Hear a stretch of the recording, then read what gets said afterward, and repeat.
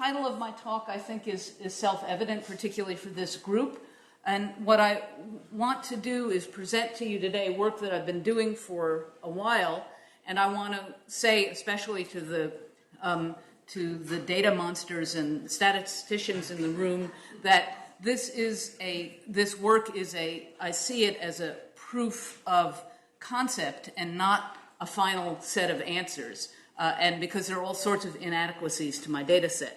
But I have been studying early infant development, and particularly I have a found data set of videotapes that of mothers and infants interacting. It's a longitudinal set running from about 3 months of age to 12 months of age. And the concept that I'm using is dynamic systems theory, and the idea is that you want to study the process by which difference is produced, and you want to, so to do that you have to start at a moment when there are no measurable differences with regard, in this case, with regard to sex-related behaviors, and you want to move into and past the point where differences emerge. The normally accepted differences, although there's debate about each one of these, of early differences in behaviors in children and toddlers, which are known, which are asserted to exist as very strong differences by age 3, are differences in language, where it's usually thought that girls develop language more rapidly and are more proficient at a younger age, although the differences even out later on.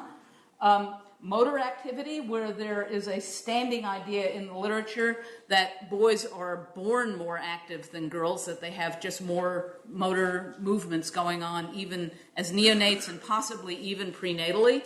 And that is often tied into the notion of later motor development and the idea that boys run around more and girls stay put more.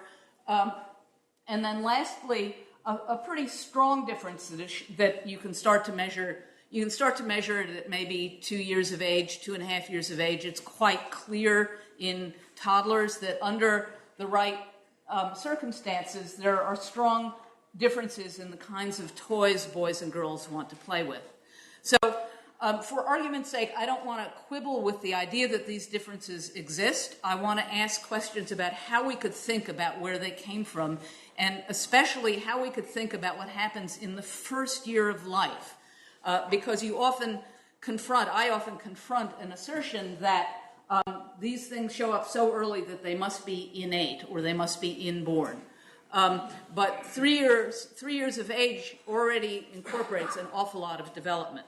So I think with this group, I don't need to spend a lot of time belaboring the models I won't work with, which is in this case, the idea that nature and nurture are additive. This is a somewhat older genetic model. I don't know any geneticists today who really think of it this crudely, but this cartoon comes from Evelyn Fox Keller's book, The Mirage of a Space Between Nature and Nurture. And in this cartoon, she has Billy filling a bucket with 40 liters of water and Susie filling it with 60 liters of water. And so they say that 40% of the bucket is due to Billy and 60% to Susie.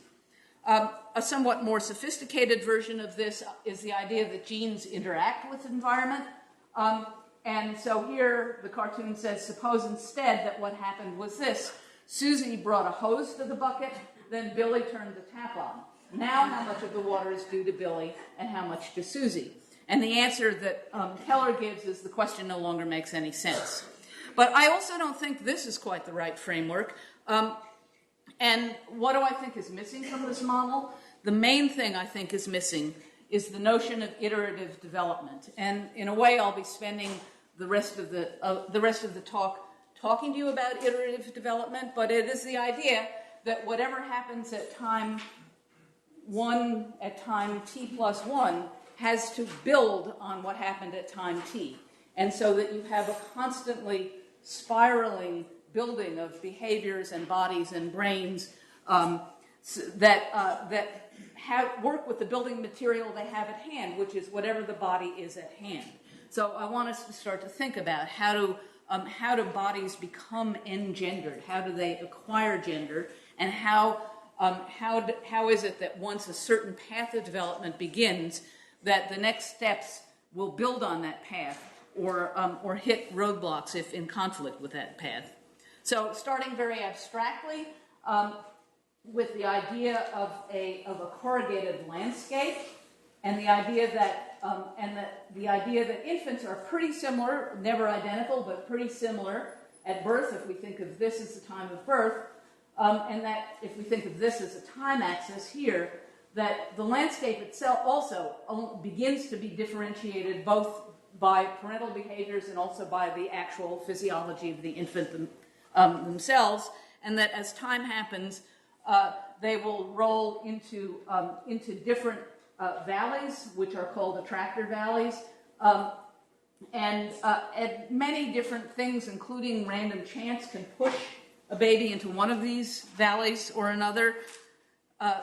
And also, sometimes an infant can get suspended on the top of one of these ridges, and that's a fairly unstable place conceptually, and are called repellers, and they won't stay there very long, and so something will knock them down one side of the valley or the other.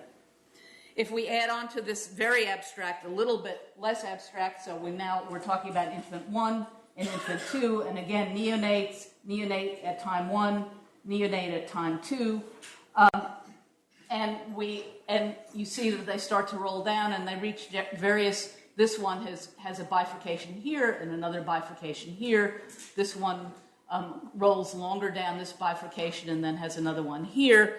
If we think of these as if we think of these attractor basins as variable gender expression or identity formation, we can begin to develop a theoretical notion of what might be happening in early development, where attractor basins are the places where gender expressions, a toy preference, a liking a certain kind of clothing or a color, are actually attractor basins, as are identity formation, as a child at age 2.5 or 3 begins to self-identify as being male or female.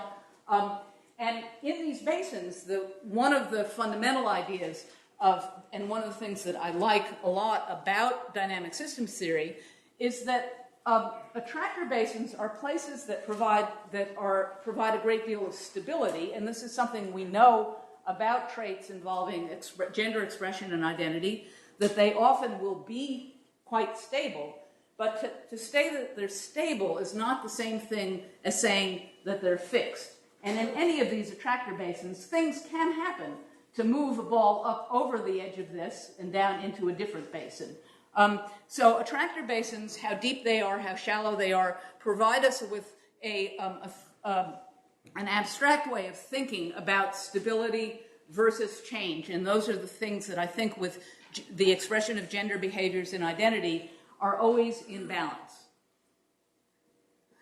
So the landscape itself changes with time, and some of the things that I think are going on or that are worthy of a much deeper investigation than has happened so far in the first year of development are primarily sensory but also emotional. Touch, affection, speech, motor stimulation, etc., all contribute to reshaping the landscape as development is occurring. I'm going to show you a little video a little animation that a Brown undergraduate did in collaboration with me. Oops, come back. What you see here at the first is at birth. The first iteration of the landscape is at birth, and you'll see it go through the hills. The valleys begin to form, and the valleys begin to acquire different gendered colors, pinkish, bluish, purplish. You'll also see that the infants are each different in behavior, even at birth, and that they also contribute to where they end up which valley they end up in, because they move around at different points. So there we go. So you have quiet babies, crying babies, active babies at birth, and then they begin to move down. And notice that they've changed places. Notice the color showing up here, and a little bit of valley forming. And at 3 months, they're still pretty similar. At 6 months, they're beginning to occupy different valleys, and they've moved around. They still are just little babies, but now look, they're dressed differently. You have this very girly girl, you have a less girly girl, you have a boy with a teddy bear and a boy with a baseball hat. And by 18 months, and there's some data to show this, children have begun to acquire gender preferences. I want to show a range both for girls and for boys. And there's this one kid who sort of isn't quite sure where he goes yet. And I think this gives us the idea both that kids aren't always sure at any one time, that developmental timetables are tremendously variable, and that they will move around. So this just to animate the idea, and if you look back, you can see the landscape that has preceded, which starts out fairly flat, and as these mountains get taller, the valleys get deeper. So my hypothesis that I've been working on is that small cumulative events have large effects, and I'll show you a video, very brief video from a 4-month-old child and mother.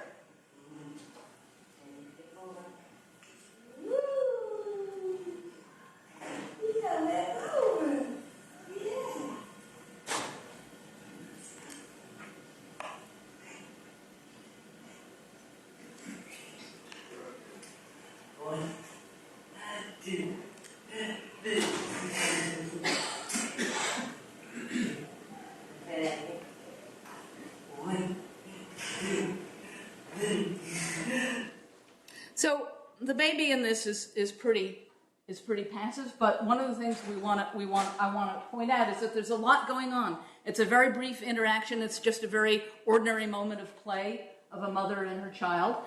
But what's going on in that very brief interaction includes motor play, as she's turning the baby over and back. The mother is speaking and vocalizing in other ways, making noise to the baby. There's affectionate touch. She's holding, she's kissing. That's going on in this brief moment. And there's repetition. So there's repetition in this case of the holding up and counting. And there's a lot of repetition in play that goes on between mother and infant in these first months of life. So our data set, we had 15 boys and their mothers and 15 girls and their mothers. We had biweekly in-home videos of naturalistic play. And we took from those videos, which were each about an hour in length, 5-minute random samples, and we did a second-by-second analysis, 300 seconds per sample, using a computer program known as Observer, which some psychologists in the room may be familiar with, but it allows you to do the second-by-second. You can do all sorts of behaviors that you code. You can code what the mother's doing, you can code what the infant is doing, and have them on the same time scale and look at their interactions. We had data for months 4 through 13. We ended up with about 20 samplings per family, 30 families, 600 observations. For each observation, then, we looked at between 50 and 60 specific behaviors and sub-behaviors. So we cast a very wide net because we wanted to see what was going on that was different, if there was anything between the mothers of boys and the mothers of girls, and what was going on that wasn't different, which were a lot of the behaviors are absolutely the same. The kinds of things we coded were infant activity. We looked at a bunch of codes and subcodes. You'll see some of those. Infant vocalization, maternal play type and interactive behavior, maternal vocalization, and maternal contingent responses of various sorts. And again, I'll show you our results for some of these. What I want to do when I say this is kind of a proof of concept is I want to show how it's possible to use longitudinal data of this sort of micro level of detail to move beyond traditional statistical analysis of variance or t-tests or that sort of thing, to get at more subtle patterns and behaviors, and sort of to dig into what might really be going on at the level of embodiment, at the level of how does touch, how does input really begin to differentiate between different infants. So I'll start with a fairly traditional approach, and I'll show you each of these little snippets are of a code that we call standing assisted mother. The mother's helping the baby to stand. This is, again, these are 4-month-olds.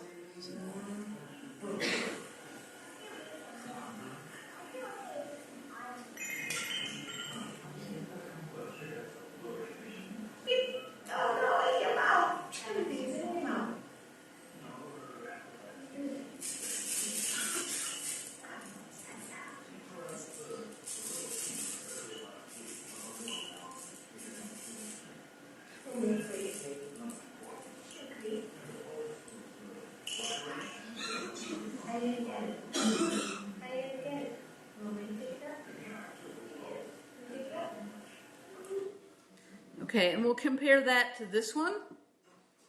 Same age child, different mother and child. The first was a girl, this is a boy. Oh, kissing you. Starts with a big round of affectionate touch here. That's enough. Oh, he's getting so excited. You stand?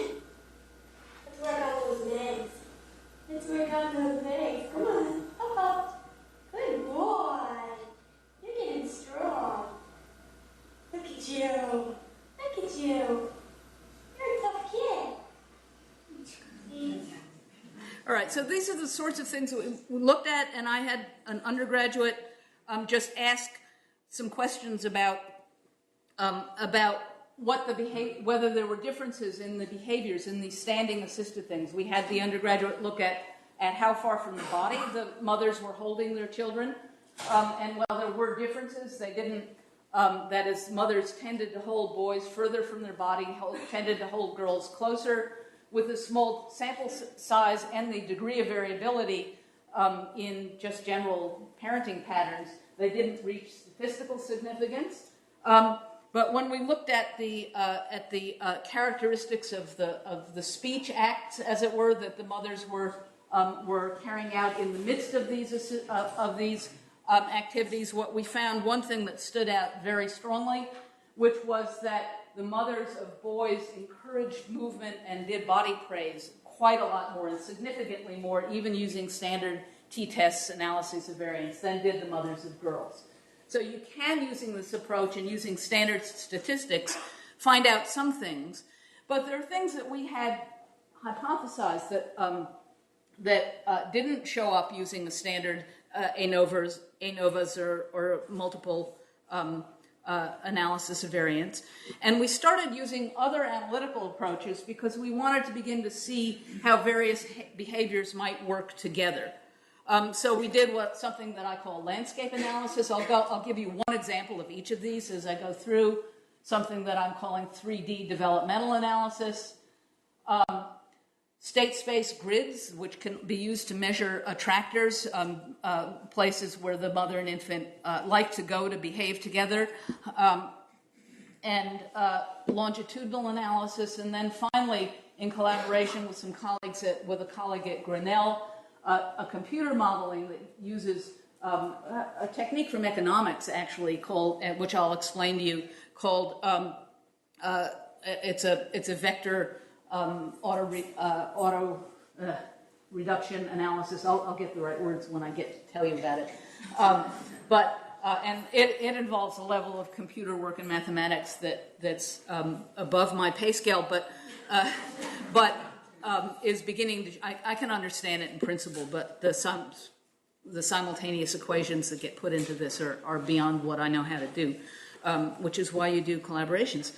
So let me start with the simplest, which is the landscape analysis.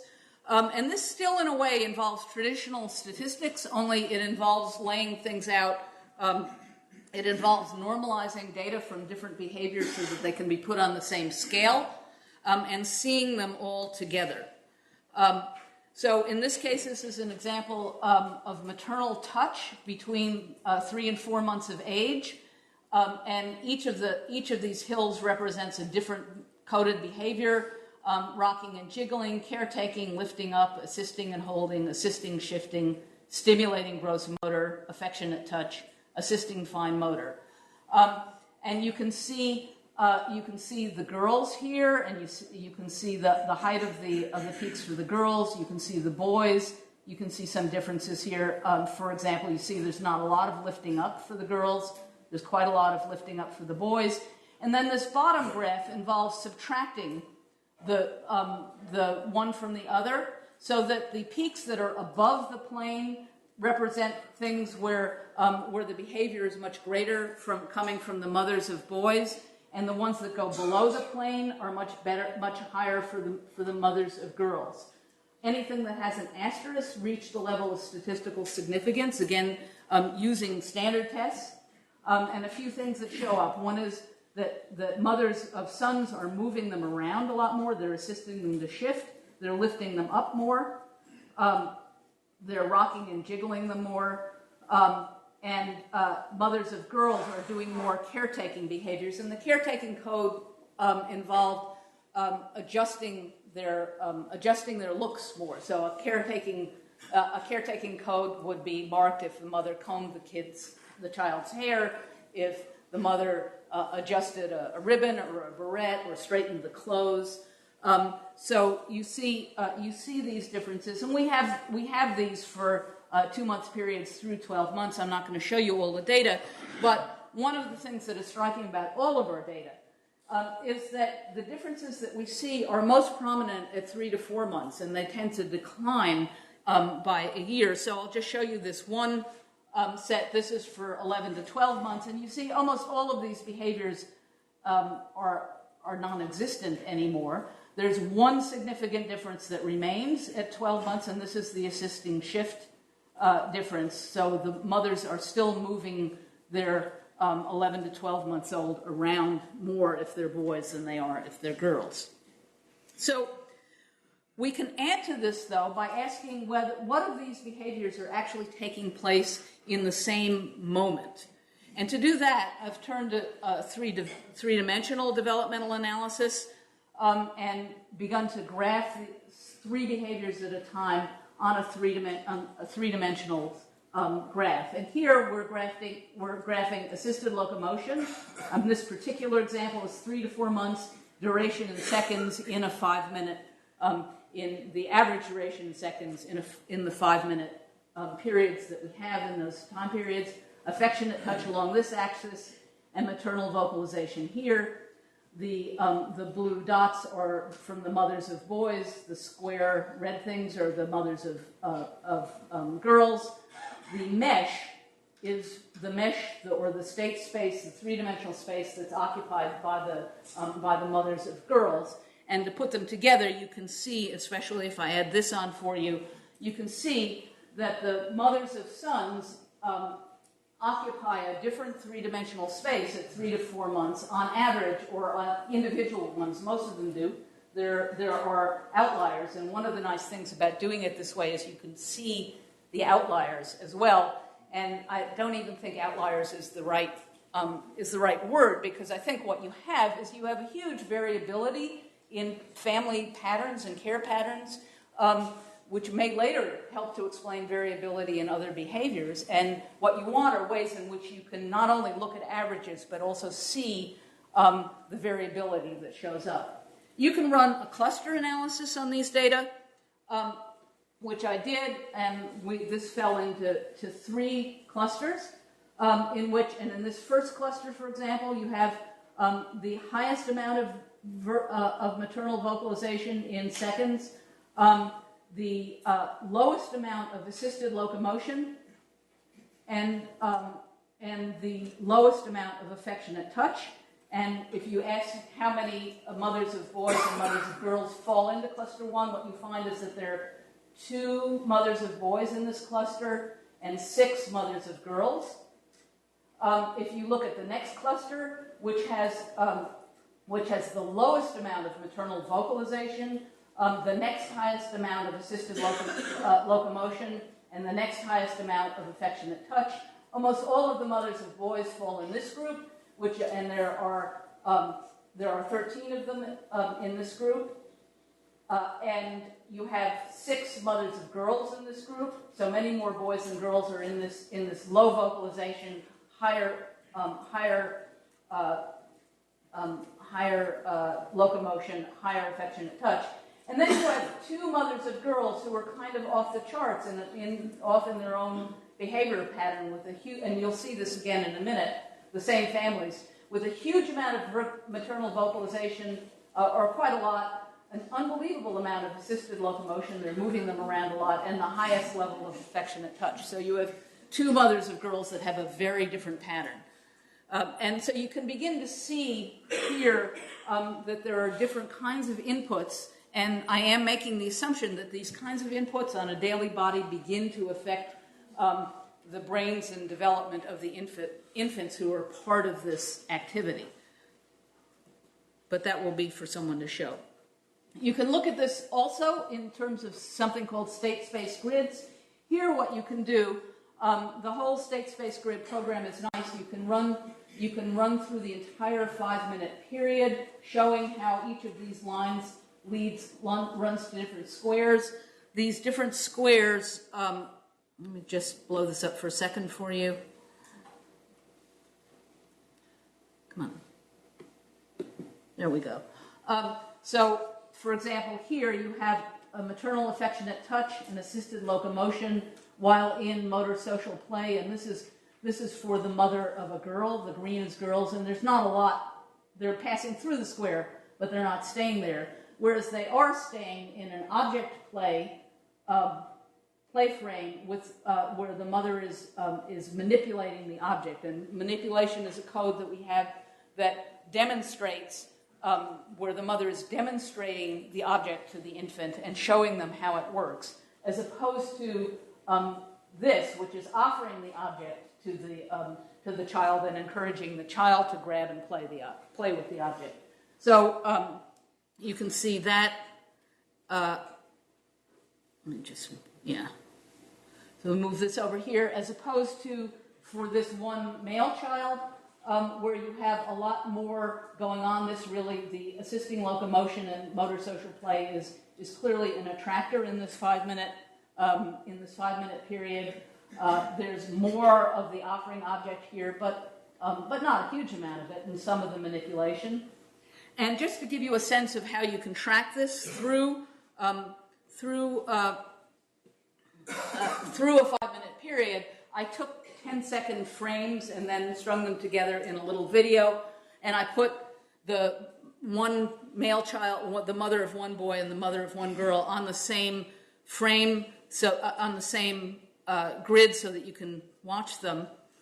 The green is the mother of the girl, and the blue is the mother of the boy. And what you'll see is that they're both playing in this 5-minute period, but they have rather different play patterns, and you'll see that these lines they're almost never doing the same thing at the same time.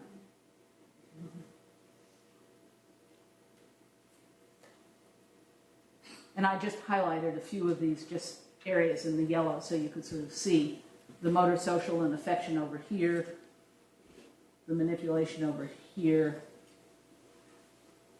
This is just running through 5 minutes. And then if you just get it all accumulated onto a still, you'll see this, which is hard to read, but that's why you can pull one out. You can also export all of this into normal statistics, so you can get all of this into an Excel sheet and run statistics on it with this program. So it's not just all visual, but you can, even so, you can see that this state space, that this grid here, which is for motor, social, and assisting locomotion, has a lot more of the male child, the mother of the male child, and there's a lot more green in this manipulating the object.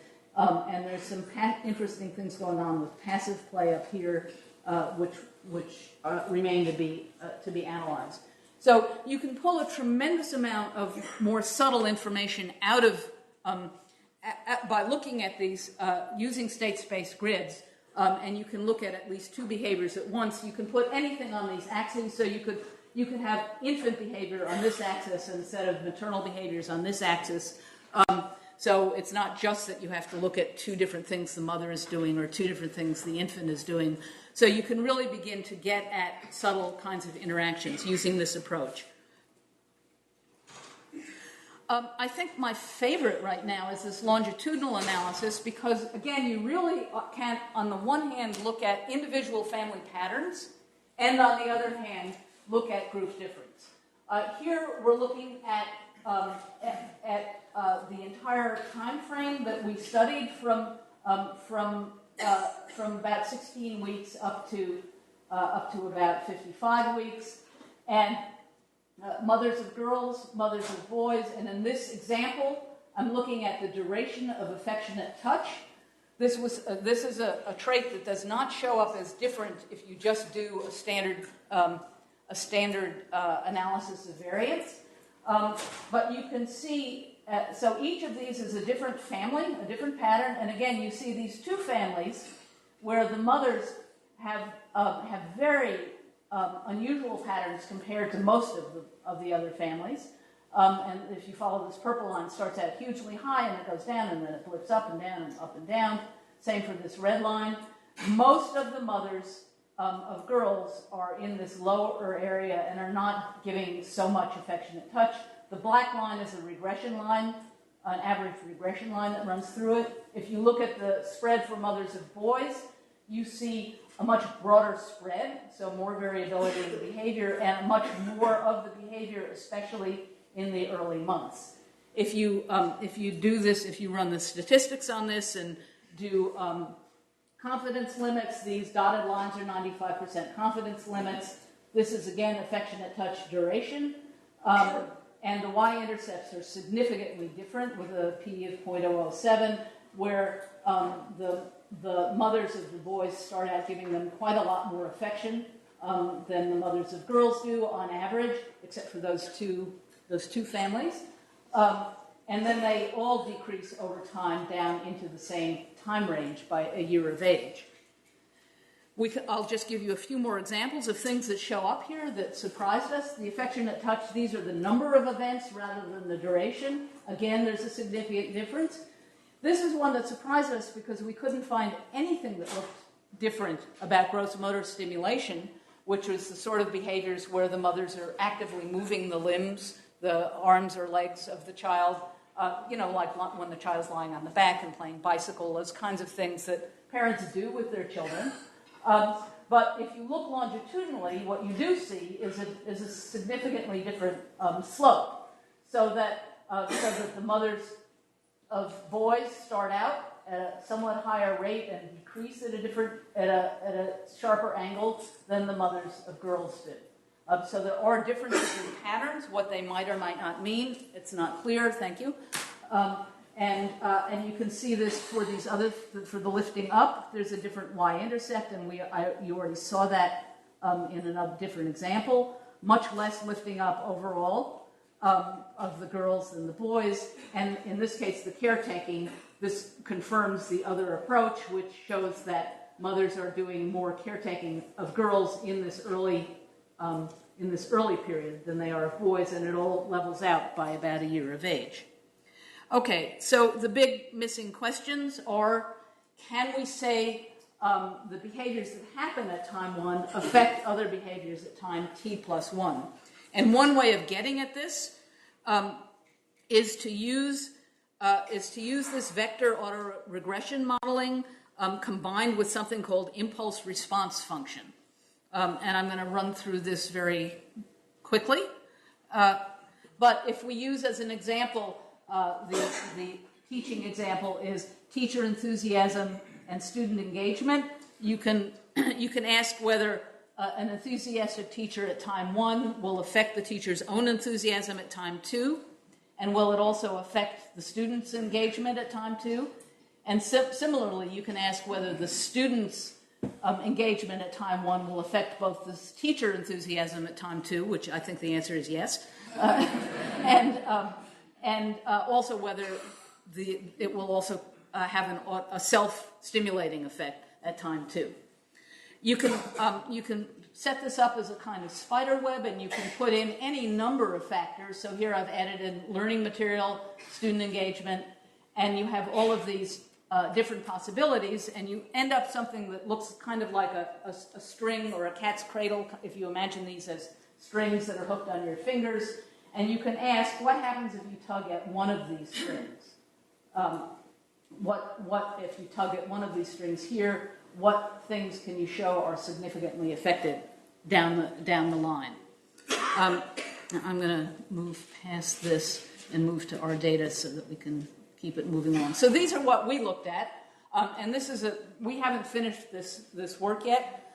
These were Elizabeth Eason, who was the undergraduate at Grinnell, just sort of grabbed some things off the data set that I sent her, and these are what she happened to grab: maternal touch, maternal assisting locomotion, infant reaching, infant banging, and infant independent walking.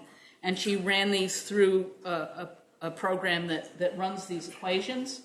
So this is the net that gets set up. And then you ask whether if you pull on one of these strings at time 1, does it change the behavior at time 2? And the results, first for boys, and boys and their mothers, for both frequency and duration. The black lines just show the potential, but those are ones with no effect. But there were 2 effects that she found.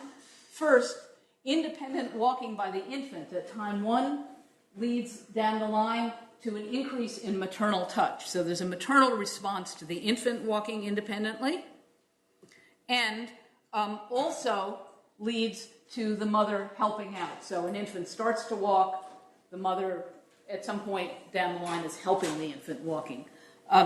So that's one positive effect we had. On the other hand, we had no effects of any sort for the girls. So we're getting mothers responding more to infant movement for the boys, but not responding more to infant movement for the girls. If we just, I'm going to pass by this. If someone wants to look at what the actual data look like later, I can show you. But so our statistically significant results were the following. There's one I didn't show you, but if maternal assist locomotion, if that goes up, then infant reaching decreases for the boys, for boys' durations. Infant walking, if that increases, then maternal touch increases, and maternal assisted locomotion increases. And that's true for the boys for both frequencies and durations. And that was, wait, let me just go back to you. That's our main finding from this approach so far. There's a lot of work to do on this particular study in terms of refining what time gaps we want to look at, in terms of looking at some of the behaviors that I've established using these other approaches that show differences in maternal behaviors and infant behaviors. So this really is to be continued, but it's an approach that allows you to sort of to use computers to sort of model things down the line when you have this big a data set. So I'll draw things to a close before Connie holds another time thing up card at me. So the big points I want to make here is that to explore the emergence of behavioral differences, first of all, we absolutely have to have longitudinal samples. Cross-sectional samples just are always a starting point in my book, but they don't allow us to reach conclusions about origins. We need to look at the developmental minutiae, that is the little subtle aspects of touch and movement and affection and speech that are going on, the second by second minutiae. And this really means, for the feminist theorists in the room, if there are some of you, it really means drastically reconceptualizing how you understand the concept of socialization, so that you can be talking about how bodies become engendered. And this isn't through exhortation from a parent saying, real boys don't play with dolls. I mean, that I think is pretty clearly not how engendering happens. That may be a later reinforcement, but it's not the main motor of these things. We need to look multimodally and multidimensionally, as I've suggested, so that it's not just the day of the study of just one behavior at a time, I think needs to end. And that may mean a lot more in terms of collaborative work, because these are big studies and require a lot of time. But we need to be looking at affection while speech is going on, touch while affection is going on, or speech, and how these things work together as a package that begins to work with infants. We need to look at developmental patterns. Again, this goes with the longitudinal samples. We need to look at change over time, and not just, again, a single moment in time. And we need statistical methods that offer dynamic insight of the sort that VAR, IRF offer, as of the sort that these longitudinal analyses offer, the state space grids also offer. None of these are perfect, so we need to use different approaches to see if we can dig out different things of interest. And I'm sure that there are people here, there are probably people here who know about Bayesian analysis, and I'm wondering whether there would be a way of applying Bayesian statistics to some of these data. I've looked at it a few times, and I would need someone who knew more than I did to really figure out whether that would be something appropriate to bring in. But there's a big space for better statistical approaches. So in short, we need to study gender as a dynamic system, not the addition of separable factors. And we need to understand gender as a developmental process, which can be assessed at different points in the life cycle, but cannot be measured as a fixed or archetypal trait. And that really is the big picture conclusion. Very quickly, let me thank my collaborators, Damien Kelty-Stephen at Grinnell, Elizabeth Eason, his student, undergraduates from Brown, Gopika Krishna, Phil Park, Malika Hale, all now graduated. A postdoc, Jimin Sung, who worked on the initial data collection with me. Two Brown colleagues, Cynthia Garcia-Call, a psychologist, and Ron Cipher, who did the initial filming of these videotapes for a completely different purpose.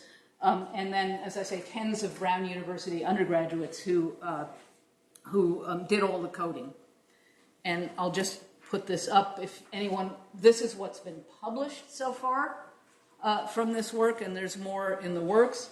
But these are all available on researchgate.net, so if under my name, so you can go and find the originals there. And that's what I have to tell you.